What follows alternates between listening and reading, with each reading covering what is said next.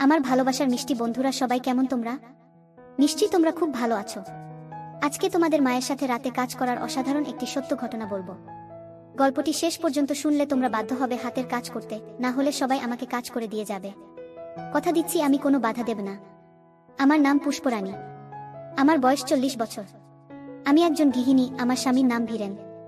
তার 47 বছর বয়স। সে একজন ব্যবসায়ী। আমার ছেলের নাম অবিনেশ, বয়স 24 বছর। সে তার বাবার ব্যবসায় সাহায্য করে। 3 দিন পর আমার মেয়ের বিয়ে। আমার মেয়ে অয়ন্তী, বয়স 21 বছর। 3 দিন পরে অয়ন্তীর বিয়ে। আমার ছেলে অবিনেশ আমারই সাহায্যে বাড়ির অন্যান্য মেয়েদের কাজ করে দিয়ে তার প্রেমে পাগল বানিয়েছে। যখন আমার মেয়ের বিয়ে ঠিক হয়ে গেছে, তখন মেয়ের বিয়ের জন্য বাড়িতে অনেক আত্মীয় স্বজন এসেছিল। তাই থাকার জায়গার কম হতে পারে, যার জন্য আমাকে আর অবিনেশকে স্টোর রুমে ঘুমাতে হয়। আমি এতটাই ভালো ছিলাম যে আমি বিয়ের পর কোনো পুরুষের দিকে ভালোভাবে তাকাইনি। আর এখন আমি অবিনেশের প্রেমে পাগল। আসলে মানুষ ঠিকই বলে যে কার জীবনে কখন কি ঘটে কেউ তা বলতে পারে না। ঠিক তেমনি আমার জীবনেও তাই হয়েছে। আমার স্বামী আমাকে স্টোর রুমে ঘুমাতে বারণ করেছিল, কিন্তু আমি আত্মীয়দের আরামের কথা চিন্তা করে বিয়ের 3 দিন আমি নিজের আর অবিনেশের বিছানা স্টোর রুমে করেছিলাম। আর এই 3 দিনই আমার জীবনকে বদলে দিয়েছিল। স্টোর রুম মানে এই নয় যে সেটা খুব নোংরা ছিল, বরং পরিষ্কারই ছিল। তবে বাড়ির অতিরিক্ত কিছু জিনিস সেখানে ছিল, আর ছিল একটা বিছানা। প্রথম দিন যখন আমি ও অবিনেশ স্টোর রুমে ঘুমানোর কথা বললাম, তখন সে আমাকে রাগ দেখালো, কিন্তু কিছুক্ষণ পর সে রাজি হয়ে গেল। তার রুমটা নিচতলায় ছিল। আমার ছেলের রুমের নিচের তলায় আমার 2 মেয়ে একসাথে থাকত। অবিনেশের রুমটা দারুণ ছিল, যেখানে আজ আত্মীয়রা ছিল, আর আমার রুমে ছিল আমার নন্দ আর তার পরিবার। আর বাড়ির অন্যান্য জায়গায় অন্য আত্মীয়রা থাকলো। বাড়ির সব কাজ শেষ হতে হতে রাত হয়ে গেল। অবিনেশ রাত 12টার আগেই স্টোর রুমে গিয়ে শুয়ে পড়েছিল। তাই আমি স্টোর রুমে এসে রুমের দরজা ভিতর থেকে বন্ধ করে দিলাম। একটা সিঙ্গেল বেড ছিল, তাই জায়গা কম, তার জন্য আমি অবিনেশকে ডাকলাম, কিন্তু সে সাড়া দিল না। তাই আমি শুয়ে পড়লাম। আমি এমনভাবে শুনলাম যে অবিনেশের শরীরের সাথে আমার শরীর লেগে গেল, আর আমার মাথায় ছিল তার বুকে। আমি লাইট অফ করে ঘুমানোর চেষ্টা করলাম। বিয়ে বাড়িতে অনেক কাজ ছিল, তাই আমি অনেক ক্লান্ত ছিলাম। আর এই জন্য আমি কখন ঘুমিয়ে পড়ি তা জানি না, কিন্তু হঠাৎ ব্যথায় আমার ঘুম ভেঙে গেল। আর আমার মুখ থেকে চিৎকার বেরোবে, ঠিক তখনই কেউ একজন আমার মুখ চেপে ধরল। তাই আমার মুখ থেকে আর চিৎকার বেরোলো না। তাই আমি তার হাত থেকে বাঁচার জন্য ছটফট করছিলাম। তাকে ঠেলে দেওয়ার চেষ্টা করছিলাম, কিন্তু কিছুই করতে পারছিলাম না, কারণ আমার উপরে যে ছিল সে অনেক শক্তিশালী ছিল। ঠিক তখনই অবিনেশ বলে উঠল, মা হয়ে গেছে, মা পুরোটাই নেমেছে। আমি আরো বেশি ছটফট করতে লাগলাম, কারণ আমার নিজের ছেলে আমাকে কাজ করে দিচ্ছে। তার মধ্যে ভয় ছিল, যেটা একটা বিয়ের বাড়ি। আমি তার থেকে পরিত্রাণ পাওয়ার জন্য আর কিছু বলার জন্য অনেক চেষ্টা করলাম, কিন্তু সে পুরো রাক্ষস হয়ে গিয়েছিল। ব্যথায় আমার চোখ দিয়ে পানি বের হতে লাগলো, কিন্তু আমি কিছুই করতে পারছিলাম না। এখন আমারও ব্যথা কমে গিয়েছিল। তাই আমি অবিনেশকে ইশারায় মুখ থেকে হাত সরাতে বললাম। তখন সে বলল, আমি হাত সরানোর পর যদি তুমি চিৎকার করো তবে তোমার মান যাবে। তাই আমি তোমার মুখ থেকে হাত সরাও, তুমি চিৎকার না করে চুপচাপ কাজ করিয়ে নাও। মুখ থেকে হাত সরাতেই প্রথমে আমি জোরে জোরে নিঃশ্বাস নিলাম। তারপর তাকে আমার উপর থেকে সরানোর চেষ্টা করতে করতে ধীরে ধীরে বললাম, অবিনেশ ছাড়ো আমাকে, আমি তোর মা। এসব বলতে বলতে তাকে ছাড়ানোর জন্য আমি তাকে ধাক্কা দিতে লাগলাম। এতে অবিনেশ রেগে গিয়ে আমার চুল ধরে বলল, যা হওয়ার তা হয়ে গেছে। একটু পর শুধু মজা আর মজা। এবারও সে আমার মুখ বন্ধ করে দিল। এতে আমি তার নিচে পানির মাছের মতো ছটফট করছি। এভাবে কিছুক্ষণ পর ক্লান্ত হয়ে সে শান্ত হলো। সে সময় আমি তাকে আমার থেকে আলাদা করার চেষ্টা করলাম, কিন্তু পারলাম না। ভিতরে ফেলতে নিষেধ করলাম, কিন্তু সে শুনল না। সে ছেড়ে দিল, তার সাথে সাথে আমিও আমার ছেড়ে দিলাম। কিছুক্ষণ আমার উপরে থাকল, আর জোরে জোরে নিঃশ্বাস নিতে লাগলো, আর আমি তার নিচে পড়ে থাকলাম। কিছুক্ষণ পর যখন অবিনেশ নিস্তেজ হয়ে গেল, তখন আমি তাকে আমার উপর থেকে ধাক্কা দিয়ে সরিয়ে দিয়ে বিছানা থেকে উঠতে লাগলাম। কিন্তু এত ব্যথা হচ্ছিল যে আমি আর উঠতে পারলাম না। তাই আমি বিছানায় শুয়ে কাঁদতে লাগলাম। তখন চুপ করে থাকল। আমি নিজেই জানি না যে আমি কতক্ষণ ব্যথায় কেঁদেছি। আমি অনেক কষ্ট করে উঠে স্টোর রুমের বাইরে বের হয়ে বাথরুমে যাই। ঠিক তখনই অবিনেশ বাথরুমের বাইরে থেকে আমাকে ডাকতে লাগলো, তাড়াতাড়ি বের হও, আমি প্রস্তাব করব। তার কথা শোনা মাত্র আমার মনে হচ্ছিল যে বাইরে বের হয়ে তার গালে থাপ্পড় দিই, কিন্তু বাড়িতে আত্মীয় থাকায় চুপ থেকে বাথরুমের দরজা খুলে বাইরে বের হয়ে তার দিকে রাগান্বিত হয়ে তাকালাম। আমার দিকে তাকিয়ে মাথা নিচু করে বাথরুমে ঢুকে গেল। আমি তখন বাইরে দাঁড়িয়ে ভাবতে লাগলাম যে এখন আমি কোথায় যাব। নিজের ঘরে না মেয়েদের ঘরে, কিন্তু কোথাও জায়গা না থাকায় আমি আবার স্টোর রুমে শুয়ে পড়লাম। কিছুক্ষণ পর অবিনেশ স্টোর রুমে এসে দরজা বন্ধ করে আমার পাশে শুয়ে পড়ল। সে আমাকে কাছে টেনে ধরল। এতে আমি রাগে তার গালে একটা থাপ্পড় দিলাম, আর বললাম, কুত্তা হারামজাদা, তোর লজ্জা করলো না? আমার কথা শুনে কাঁদতে লাগলো, আর বলল, মা আমার ভুল হয়ে গেছে। মা, জানি না কি হয়েছিল আমার মধ্যে যে নিজেকে কন্ট্রোল করতে পারিনি, তাই হয়ে গেছে, দয়া করে বাবাকে কিছু বলো না। এসব বলে সে কাঁদতে কাঁদতে বিছানা থেকে নেমে মেঝেতে শুয়ে পড়ল। তার এই অবস্থা দেখে আমি তাকে আর কিছু বললাম না, বরং চুপচাপ চোখে পানি নিয়ে ঘুমানোর চেষ্টা করলাম। আর ভাবতে লাগলাম যে কি থেকে কি হয়ে গেল, আর না জানি আগে আরো কি হবে। তবে এসব ভাবতে ভাবতে কখন ঘুমিয়ে গেছে তা জানি না। আমার ঘুম ভেঙে গেল যখন আমি বুঝতে পারলাম যে কেউ আমার উপরে আছে। আমি আমার চোখ খুললাম। আমি আমার উপরে অবিনেশকে দেখতে পেলাম। কেবল কাজ শুরু করবে ঠিক তখনই আমি তাকে জোরে ধাক্কা দিলাম, কিন্তু সে শক্ত করে ধরেছিল। আমি আবার পরাস্ত হলাম। আবার আমার মুখ বন্ধ করে দিল। এখন স্টোর রুমে কিছুটা আলো ছিল, কারণ বাইরে হল রুমে লাইট জ্বালানো ছিল, তাই আমরা একে অপরকে দেখতে পাচ্ছিলাম। বেশি চিৎকার করো না, বাইরে আত্মীয় স্বজনেরা সব উঠে যাবে, তখন সবাই জানতে পারবে। আমার চোখ দিয়ে পানি পড়তে লাগলো, কিন্তু অবিনেশ তবু থামল না। আমি ছটফট করতে লাগলাম, তবে সে আমার মুখ থেকে হাত সরিয়ে নিল। কিন্তু আমি চিৎকার করতে পারলাম না, কারণ বাসাভর্তি মেহমান, তাই তাকে নিচু সুরে বললাম, কেন এমন করছিস? অবিনেশ, আমাকে ছেড়ে দে, আমি যে তোর মা। এসব বলতে বলতে আমি তাকে সরাতে লাগলাম, কিন্তু সে আমাকে শক্ত করে ধরে রাখলো আর বলল, আর একটু মা। আমার চোখ দিয়ে পানি পড়তে লাগলো।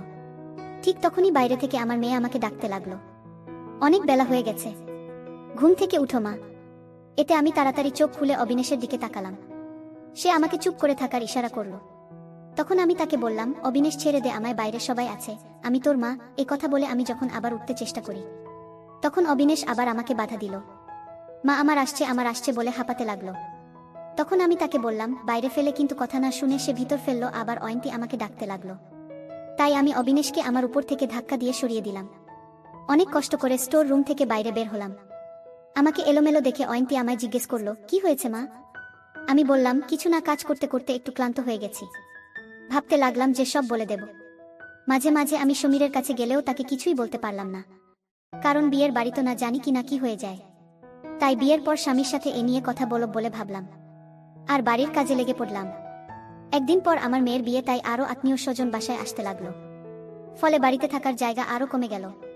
কিন্তু আমি আজ অবিনেশের সাথে থাকবো না বলে ভেবে নিয়েছি। দিনের বেলা অবিনেশের মুখোমুখি হলে আমার দুজনেই মুখ ঘুরিয়ে নিয়েছিলাম, আর রাতে যখন ঘুমানোর সময় এল তখন আমার ঘুমানোর জায়গা ছিল না। তখন অবিনেশ আমাকে স্টোর রুমে ঘুমাতে বলল। এটা শুনে আমি তার দিকে তাকাতে সে গত রাতের জন্য আমার কাছে ক্ষমা চেয়ে বলল, আর হবে না। এ কথা বলে কাঁদতে লাগলো। তার চোখে পানি দেখে আমি তাকে বিশ্বাস করলাম, আর তার সাথে স্টোর রুমে ঘুমাতে আসলাম। রুমে এসে আমরা শুয়ে পড়লাম। আমরা একে অপরের সাথে কথা বলছিলাম না, আর না চাইতেও বারবার আমার সকলের কথা মনে পড়ছিল। ঘুমানোর চেষ্টা করলাম, প্রায় ঘুমিয়ে গিয়েছিলাম, কিন্তু অবিনেশের জন্য তা আর হলো না। তার শক্তির সাথে আমি এবারও পারলাম না। আমি তাকে হাত জোট করে আমাকে ছেড়ে দেওয়ার জন্য বললাম, কিন্তু সে না, আমার কথা শুনল না, আমাকে আবার করে ছাড়ল। আমরা দুজনেই জোরে জোরে নিঃশ্বাস নিতে লাগলাম। আমার চোখ দিয়ে পানি পড়তে লাগলো, কিন্তু এতে অবিনেশের কিছু যায় আসে না। আমি কাঁদতে কাঁদতে ঘুমিয়ে পড়লাম।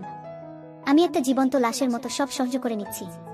বাথরুমে গিয়ে আমি কাঁদতে লাগলাম, কারণ আমি কিছুই করতে পারছিলাম না। সারাদিন কাজের মধ্যে গেল। রাতে পার্টি সেন্টারে বিয়ের জন্য দুই পরিবার এক হলাম। শুরু হয়ে গেল। হঠাৎ আমার একটা জিনিসের জন্য বাসায় যাওয়ার প্রয়োজন হলো, কিন্তু আমি রাত 1টার সময় অন্য কারো সাথে যাওয়া নিরাপদ মনে করলাম না। তাই আমি অবিনেশকে নিয়ে গেলাম বাসায়। শুধু বয়স্করা ছিল আর বাকিরা সবাই ছিল পার্টি সেন্টারে। যখন আমি আমার ঘরের জিনিস নিতে আসলাম, ঠিক তখনই অবিনেশ আমার ঘরে ঢুকে দরজা বন্ধ করে দিল। এটা দেখে আমি বললাম, অবিনেশ, দরজা বন্ধ করছিস কেন? আমি তার মতলব বুঝে গিয়েছিলাম, তাড়াতাড়ি আসো, আমাদের পার্টি সেন্টারে যেতে হবে। আমি ঘর থেকে বেরিয়ে যেতে লাগলাম।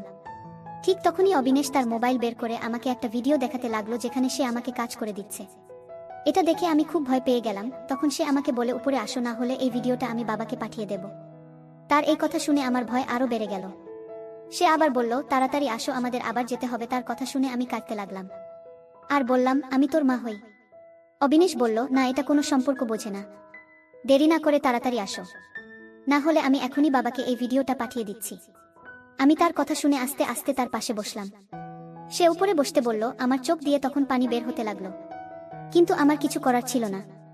তখন অবিনেশ বলল, তুমি একটু নাচো। তার এটা শুনে আমি তার গালে একটা জোরে থাপ্পড় দিলাম। তখন সে হাসতে হাসতে বলল, যত দেরি করবে ততই আমাদের যেতে দেরি হবে।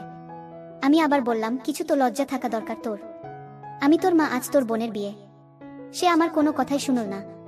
তুমি যে কত সুন্দর তা তুমি নিজেই জানো না।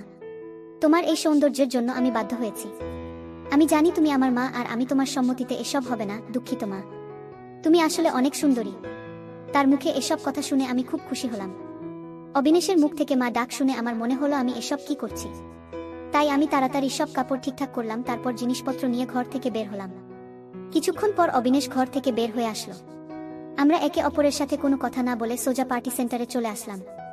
এখানে এসে ভিরেন আমার সাথে রাগারাগি করল দেরি করার জন্য, কিন্তু আমি তাকে কি করে বলি যে একটু আগে আমার সাথে কি ঘটেছে। ঠিক তখনই আমার নজর অবিনেশের উপর গেল। সে আমাকে দেখে চোখ মারল।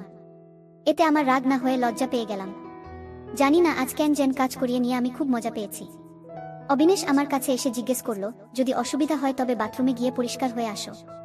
তার কথা শুনে আমি তার দিকে রাগী চোখে তাকালাম আর বললাম, তুই যা এখান থেকে। সে হেসে বলল, এদিকে বাথরুমে যাও, পরিষ্কার করে আসো। সে আমাকে তার রুমাল বের করে দিল। আমি তার মুখের দিকে তাকালাম। সে আবার বলল, যাও মা, পরিষ্কার করে আসো, যদি পেটে বেবি এসে যায় তবে সমস্যা হয়ে যাবে। এ কথা শুনে আমার মনে এই ব্যাপারটা আমার কেন মনে হলো, বেবি তো আসতেই পারে। আমি কিছু না বলে তার হাত থেকে রুমালটা নিয়ে বাথরুমে গেলাম, পরিষ্কার করলাম, বাইরে বেরিয়ে আসলাম। বাইরে বিয়ের কাজ শুরু হয়ে গেছে। আমি গিয়ে অবিনেশের পাশে দাঁড়ালাম। সে আমাকে বলল, মা আমার রুমাল কোথায়? আমি তার দিকে তাকিয়ে বললাম, আমি ফেলে দিয়েছি। অবিনেশ বলল, মিথ্যা বলো না, ওটা তো তোমার হাতে। আমি তাকে তার রুমালটা দিয়ে দিলাম। সে আমার দিকে তাকিয়ে রুমালের গন্ধ নিতে লাগলো। এটা দেখে আমি লজ্জা পেয়ে গেলাম। সে রুমালের গন্ধ নিতে নিতে বলল, কি সুন্দর গন্ধ। আমি বললাম, তুই কি পাগল নাকি? সবাই এখানে আছে আর তুই এমন করছিস? একবার বিয়েটা শেষ হতে তারপর তোর বাবার সাথে নিয়ে কথা বলছি। এ কথা বলে আমি অন্য জায়গায় গিয়ে দাঁড়ালাম। সত্যি বলতে কি, অবিনেশের এসব পাগলামি আমার ভাল লাগছিল, কিন্তু আমি যে মাথায় কি করব বুঝতে পারছিলাম না। তারপর বিয়ের সব কাজ শেষ করে অয়ন্তীকে বিদায় দিয়ে আমার বাসায় আসলাম। সারারাত সবাই জেগেছিলাম, তাই বাসায় এসে কিছু অনুষ্ঠান শেষ করে ঘুমানোর প্রস্তুতি নিচ্ছিলাম কিছু। আপনিও চলে গিয়েছিল। রাতে যখন ঘুমানোর সময় আসলো তখন অবিনেশ আমাকে স্টোর রুমে ঘুমানোর ইশারা করলো। আমি তাকে থাপ্পড় দিয়ে নিজের ঘরে এসে শুয়ে পড়লাম, কারণ এখন বাড়ি প্রায় ফাঁকা, তাই থাকার জায়গা অনেক। কিন্তু অবিনেশের সাহসের তারিফ করতে হবে, কারণ শোয়ার কিছুক্ষণ পর আমার মনে হল কেউ আমার উপরে। আমি চোখ খুলে দেখি পাশে তার বাবা শুয়েছিল। অবিনেশ আমাকে কোলে তুলে স্টোর রুমে নিয়ে গেল। সেদিন রাতে 4 বার কাজ করলো। বন্ধুরা, আজ এই পর্যন্ত। পরবর্তী ভিডিও পেতে আমাদের চ্যানেলটি সাবস্ক্রাইব করে রাখুন। ধন্যবাদ সবাইকে।